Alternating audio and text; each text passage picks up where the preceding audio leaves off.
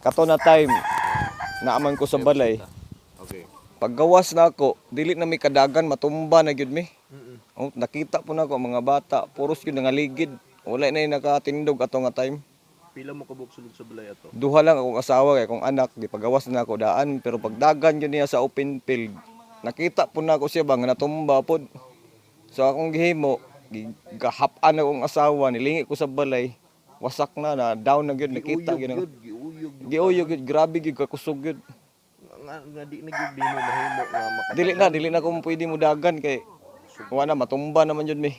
Kusog gyud kayo. So unsa man ning giingon nimo nga kaning bato? Oh, kini na bato, dire ni siya actually, dire gyud ni. Pag diha na namo nakita ba na nabali gyud siya pag human na ba. Kana unsa ko na siya? Kani na balay ni nagtindog pa ni. Nagtindog pa ni. Pag kato na linog na wala na gyud. Down na gyud tanan. Nagpuyo dia? Oh, nay nagpuyo. Kumusta man sila?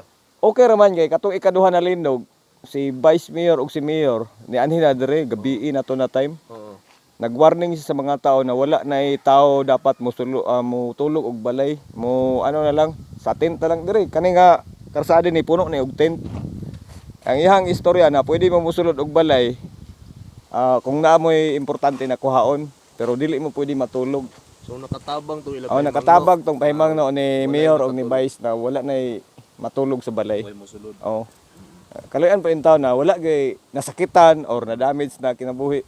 Only ang mga balay. Oo, ang balay lang yun. So kanang imuhang balay pila gasto nimo ana?